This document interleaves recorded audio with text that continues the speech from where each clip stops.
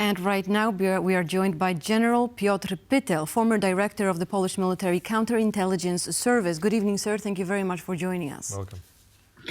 Good evening. Thank you for the invitation to your You're program. very welcome. Now, just to put it into perspective for our viewers, what do we know about, well, now former Judge Tomasz Szmydt and his escape to Belarus? And what does it say about him and his affiliation to Belarusian officials? Yes, I think that now we can assess that he was recruited by Russian services, maybe by the hands of Belarusian services.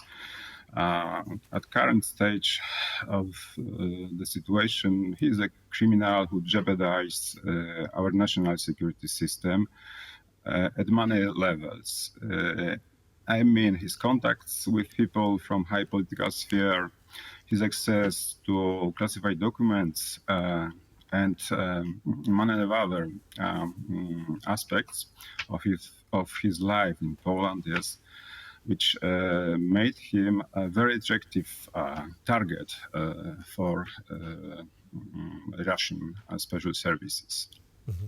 As you said, a very special target as well. I mean, we're looking also at the kind of information we have. There are worries now, clearly at this case, of what kind of access that Judge Schmidt had. I mean, he was due to rule, I believe, on certain confidential clearance cases for the European Union, for NATO. So looking out at this, General, how much damage has been done here and how much deeper does this potentially go? Now we have to assess his negative influence on our security sphere related to his access to classified documents. It seems to be easy, in my opinion, because every contact with such documents in the court in which he was working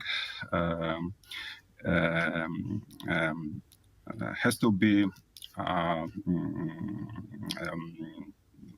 to say restricted, not only restricted but registered in proper documents. So it will be easy to identify to which documents precisely he had access and about whom the persons from the procedures, the certification and verification procedures, he had knowledge and could pass to the foreign services. Of course, it's very helpful for foreign services to have such informations because it was helpful to effective recruitment of the people. I mean, also, with all that said, let me interrupt you you for just 1 second. With all that said, how vulnerable is the Polish state right now as we speak? It's a very general question. I think that now it is assessed by experts from special services. Now he performed the role of a very important subject and element of Belarusian propaganda.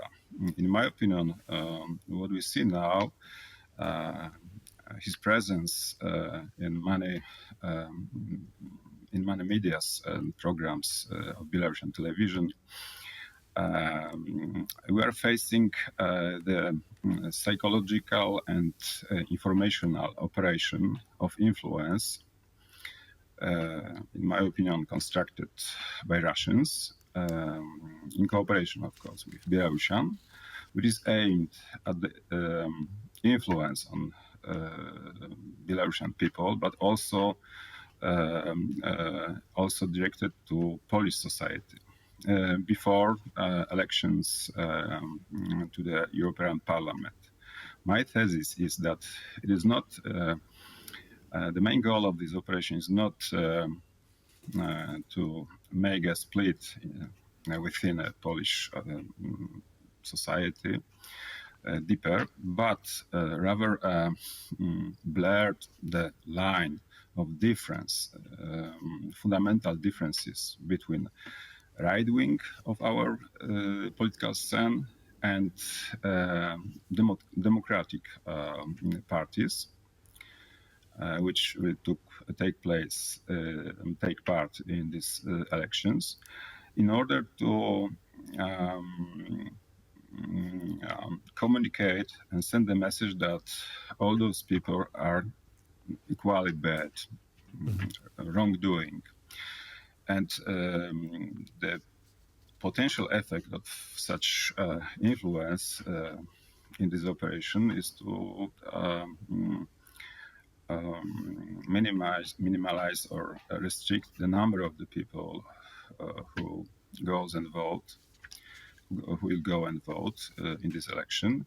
And of course, the hard electorate of right-wing parties, as always, take a part in this election. So it's a play for the benefit of party and political formation of on the politics, General, I want to ask on what you've just said as well about blurring the lines. I mean, we're close to these European-wide elections, going to be more critical than ever before.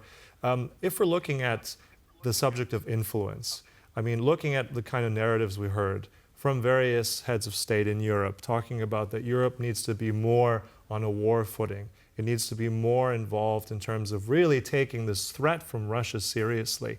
So given that you have potentially an agent of influence, someone who lobbies or speaks for Russia, is this going to impact how we deal with those kind of people more? Will we have more scrutiny now on a deeper level, not just in Polish society, but also across Europe? What's your view? Yes, definitely. I agree with this opinion. It is not easy in many cases to identify such people, agents of influence. Of course, Putin, his intention is to install as many men in cooperation with their services in European Parliament as possible. So I think that is strongly directed to and focused to seize even a control, or to the certain extent. Now, General, can we or should we assume that there are more people like Tomasz Szmydt operating in Poland right now? Yeah, I think that the list of enemy is probably the enemy's assets. It's most probably is the most valuable trophy of every counterintelligence agency. But we don't know even approximately how many Belarusian spooks we have on the soil now. It should be assumed that their number during the last year, during the ruling of Law and Justice Party in Poland, increased significantly. Because of some political phenomenon and process to changing many people responsible for various aspects of activity and the function of our state. And it is a good opportunity for foreign services to put their own people in such process. So I think that... Pardon the interruption. We'll have to, for as much as we want to hear more of that, unfortunately we'll have to conclude it. We're pressed for time. But I mean, security, that's going to be on the #1 issue, I think, for Poland and for Europe for the next weeks and days ahead, for sure, on top level. I want to thank you again, General Piotr Pytel, former director, Polish Military Counterintelligence Service. Really appreciate your time. Thank you. Thank you.